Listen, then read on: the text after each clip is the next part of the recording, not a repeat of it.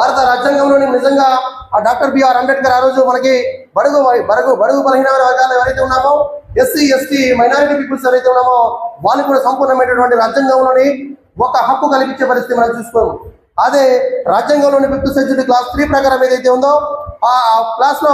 చేసినటువంటి చట్టాలని 1/70 ఎకర్ ప్రాంతం ఏదైతే ఉందో మన ఆదివాసులు ఉన్నటువంటి కొండల్లో ఉన్నటువంటి ఆదివాసి 1/70 ప్రాంతంలో దాంతో భాగంగా ఆ భూభాగాల్లో రకరకాల ప్రాంతాలకి రకరకాలుగా వర్ణించడం జరిగింది. ఈశాన్య ప్రాంతాల్లో ఎక్కడైతే ఉందో అదే 275 చట్టం తీసుకొచ్చి దీనికి వచ్చేసరికి 1/70 ఎకర్ ప్రాంతంలో సౌత్ లో తీసుకొచ్చేసరికి 1/70 ఎకర్ ప్రాంతాలకు ట్రైబల్ ప్రాంతాలు తీసుకొచ్చిన ప్రాంతంలో ఈ 1/70 ఎకర్ ప్రాంతాలను తీసుకొచ్చి దానిలో భాగంగా పార్లమెంటులో కానీ శాసనసభల్లో కానీ చట్టాలు చేసే పరిస్థితికి వచ్చినప్పుడు పూర్తిగా దీనికి మనకు హక్కులు కల్పించే పరిస్థితి చేశారు డాక్టర్ బిఆర్ అంబేద్కర్. నిజంగా ఆ రోజు మనకు వచ్చినటువంటి చట్టాలు కానీ శాస్త్రాలు కానీ అలాగే మనకు ఉన్నటువంటి బడ్జెట్ కానీ ఏ విధంగా రూపకల్పన చేసి ఆ విధంగా చట్టాలన్నీ కూడా తీసుకొచ్చారు. ఈ చట్టాల్లో కూడా డాక్టర్ బిఆర్ అంబేద్కర్ చేసినటువంటి చిన్న తప్పులు ఏ విధంగా ఉందంటే, మనము ఏదైతే మన ట్రైబల్ ప్రాంతాల్లో కానీ ఎస్సీలు కానీ ఎస్టీలు కానీ మైనారిటీ పీపుల్స్ ఎవరైనా కూడా డెవలప్మెంట్ అయితే కొంతవరకు ఆ చట్టం అనేది తీసే పరిస్థితి కొంత రాసుకోవడం వల్ల ఆ అడ్వాంటేజ్ తీసుకున్నటువంటి పాలకులు ఎవరైతే ఉన్నారో ఆ ప్రభుత్వాలు సెంట్రల్ గవర్నమెంట్ అయినా స్టేట్ గవర్నమెంట్ అయినా కూడా అదే అడ్వాంటేజ్ తీసుకొని ఇప్పుడు ఏం చేస్తుందంటే, నిజంగా సంపూర్ణంగా మనము అభివృద్ధి చెందకుండా మాత్రమే ఆ వ్యవస్థలు చట్టాలు చేయడం కూడా ప్రభుత్వాలు ఇష్టమే, చట్టాలు సవరించడం కూడా వారి ఇష్టమే. అయినప్పటికీ కూడా పూర్తిగా ప్రభుత్వాలు ఏదైతే చట్టం జో నెంబర్ 3 అయినా 1/70 ప్రాంతాలు అభివృద్ధి చెందినప్పుడు మాత్రమే ఆ ఒక చట్టాన్ని సవరించాలి తప్ప అలా కాకుండా పాలకులు ఏం చేస్తున్నారంటే, ఎవరో ప్రతిపక్షాల మాటలో లేదనుకుంటే గవర్నమెంట్ మాటలో రూలింగ్ పార్టీ మాటలో లేదనుకుంటే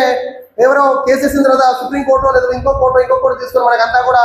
పూర్తిగా నిజంగా అభివృద్ధి కాకుండానే పూర్తిగా ఆ ఒక్క చట్టం తీసుకొచ్చినా కూడా ఆ చట్టం తుంగలతో పరిస్థితి చూస్తున్నాం మనం. రీసెంట్ గా చూస్తే మీరు జీవో నెంబర్ 3 కోసం చేస్తుంటారు. జీవో నెంబర్ 3 ఏదైతే 1983 ఎన్టీ రామారావు ప్రభుత్వం ఉన్నప్పుడు అది ఒక 70% మనకి 100కి 70% ఇచ్చే పరిస్థితి చూస్తాం. ఉద్యోగాలు కానీ ఉన్నటువంటి హక్కులు కానీ పూర్తిగా ట్రైబల్ ప్రాంతాలకే వర్తించే విధంగా 83లో మనం తీసుకొచ్చిన తర్వాత అప్పుడు ఎన్టీ రామారావు వచ్చిన తర్వాత ఆ పరిస్థితుల్లో వచ్చి మళ్ళీ మనకి నారా చంద్రబాబు నాయుడు 1990లో ఏదైతే ఉందో ఇది ఒక సుప్రీంకోర్టు బిల్ వేసినప్పుడు ఈ ఒక జీవో నెంబర్ 3 మనకి 100% రావాలని బిల్ వేసిన తర్వాత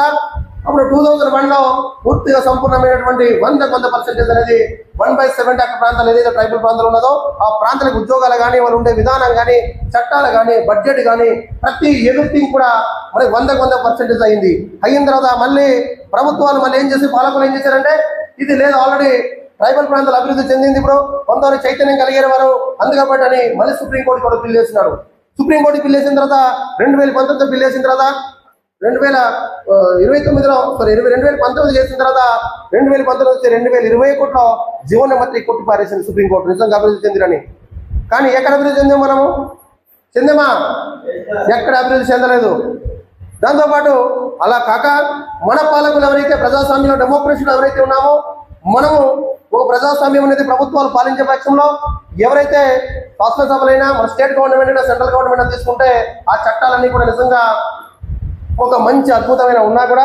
మన పాలకులు ఎవరైతే ఇక్కడే మనమే ఉన్నామో మన ఆదివాసులు చేసే తప్పులు కూడా చాలా ఉన్నాయి. మనం చేసే తప్పులు ఎవరైతే మన మాటలన్నీ కూడా ఎవరైతే ఈ 5 కోట్లు ఆంధ్ర రాష్ట్రంలో 5 కోట్ల జనాభాపై చిలుకున్నటువంటి ఆంధ్ర రాష్ట్రంలో మనము ఉన్నటువంటి ఆదివాసీ ట్రైబల్ ప్రాంతంలో ఉన్నటువంటి మనము ఏదైతే మన ఆంధ్ర రాష్ట్రంలో చూస్తే